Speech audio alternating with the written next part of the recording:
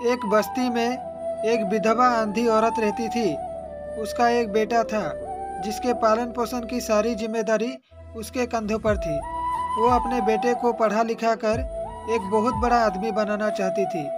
इसलिए उसने उसका दाखिला बस्ती के सबसे अच्छे स्कूल में किया।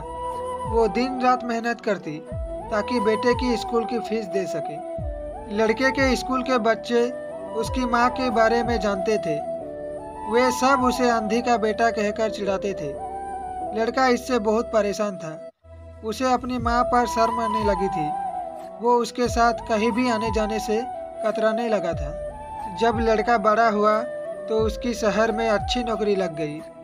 उसने अपनी माँ से वादा किया कि शहर में मकान लेकर वो उसे लेने आएगा। लेकिन वो शहर गया तो फिर लौटकर वापस नहीं आया। उसकी अंधी माँ उसका इंतजार करती रह गई। कई महीने बीत गए, लड़के की कोई खबर नहीं आई। कई महीने बीत गए, लड़के के कोई खबर नहीं आई। अंधी माँ को एक दिन रहा नहीं गया और वो बेटे से मिलने शहर पहुँच गई। पूछते पूछते वो बेटे के ऑफिस पहुँची। वहाँ सिक्योरिटी गार्ड ने उसे रोक दिया। अंधी औरत ने गार्ड को अपने बेटे का नाम बताया और बोली कि उससे जाकर कह दो कि गांव से कोई मिलने आया है। गार्ड ने जाकर उसके बेटे को बताया। बेटे ने ऑफिस की खिड़की से देखा तो उसे अपनी माँ गेट के बाहर खड़ी नजर आई। वो ऑफिस में सबके सामने अपनी माँ की वजह से शर्मिंदा नहीं होना चाहता था। उसने कहला दिया कि वो ऑफिस में नहीं है।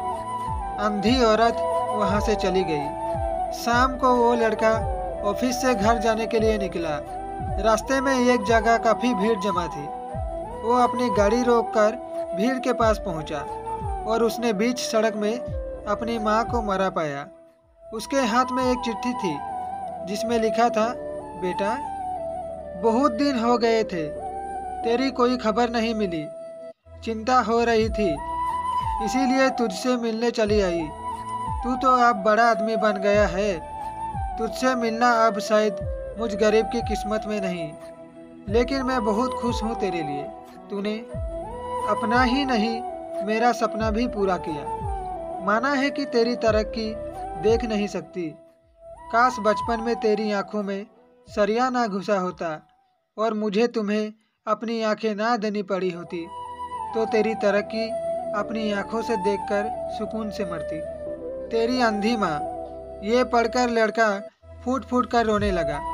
जिस अंधी माँ पर उसे शर्म आती थी, उसने उसके लिए कितना बड़ा बलिदान किया था। वो आत्मग्लानि से भर उठा और जिंदगी भर खुद को माफ नहीं कर पाया। दोस्तों, माता पिता अपने बच्चों के लिए अपना सब कुछ निछावर कर देते हैं। उनका हमेशा सम्मान करना चाहिए। आपकी कीमती समय देकर इस कहानी को सुनने के लिए धन्यवाद।